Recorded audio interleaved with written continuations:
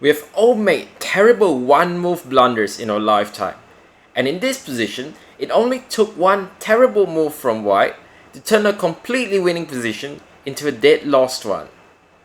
But what if I told you that the white player was a 2600 Grandmaster, and one of the top players from France? How could such a strong player make such a simple mistake? And what can we learn from it? To really find out what went wrong, we have to go back a few moves.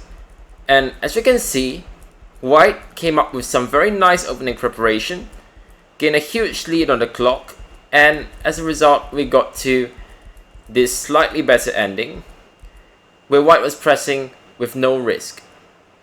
It's quite clear that the bishop on b3, targeting the pawn on f7, is much better than its counterpart on f6, which is really not hitting anything at all. So after a few moves, white eventually made some serious progress, and his pieces are starting to target the pawn on f7. Here black plays the move h5, and it's clear things are not looking very good for black. So when I was watching the live broadcast, my first instinct was to play the move rook takes f7. But this is not good, as black can take our rook, and after queen e8 check, king h7, and bishop takes f7, he can play the simple move g6. And after queen g8 check, simply king h6. And there's no real way for white to make any headway on the king side. After queen f8 check, bishop g7, white's attack comes to an end. And it seems like this position is closer to a draw than anything. Going back to the starting position, white played the best move. But this requires some accurate calculation. And it's a big departure from the slightly better position that we had earlier. Because now, instead of making normal, logical moves, white has to focus and calculate accurately. And this psychological change can be difficult. So white goes for bishop takes f7. It's a very strong move.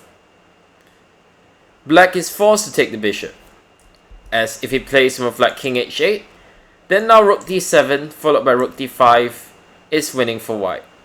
So black must take the bishop and ask white to prove his compensation. And here the white player blundered. In fact, white had two completely winning moves based on the same idea. So the move rook b8 check is very tempting, as after rook f8, white has the move queen e6 check, winning the rook on f8. But after rook b8 check, black will block on d8 with the bishop. And it seems like white's a bit stuck here, and the black is simply going to be a piece up. But now comes a very strong move, f4, hitting the black queen and forcing it to move away. So the only logical square is queen f6, which continues to defend the bishop on d8. But after queen d5, it turns out there's no way to protect the bishop on d8. The rook on f7 would love to go to f8, but it can't, as it's pinned to the black king. And so on the next move, we'll simply play rook takes d8 with a much better position. But after rook takes f7, the move f4 is even stronger. And after queen g4, we simply give a check on b8, and after rook f8, we can play the move queen d5 check. The king is forced to move away, and now we take the rook on f8. And it seems like black just might get away with a perpetual. But after queen e2 check, bring our king to h3, and now we put the king on h2. And the idea is that after queen e2 check, we now have to move queen g2, and there are no more checks, after which we are ready to start our own attack, keeping in mind that we are an exchange and a pawn up. Instead of any of these two moves, which would have won without any trouble, white went for the move queen e6. And my best guess as to what happened is that in this position, black had only considered the move queen g6. After all, we are attacking the rook, and the most natural response is to protect it. And of course, white wanted to play queen e8 check. The idea is that with the queen on g6, the move rook f8 would simply hang the queen.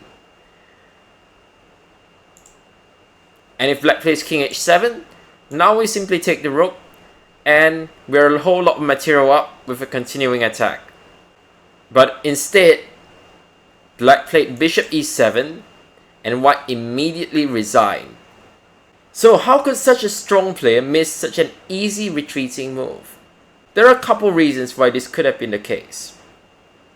Firstly, this move is a retreating move, and it's well known that retreating moves are difficult for even strong players to see.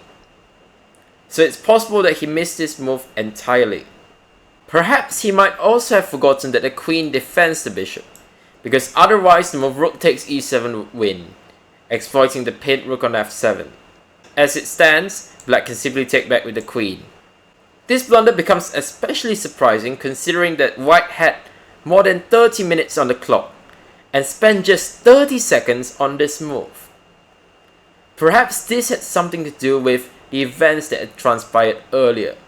Now when you've been pressing for the whole game, it's very easy to lose your sense of danger. But this can be very dangerous, as it now becomes very easy for you to miss your opponent's resources.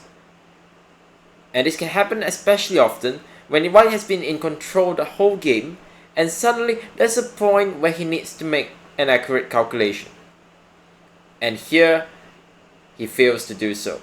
And that, in my opinion, is the story of this game.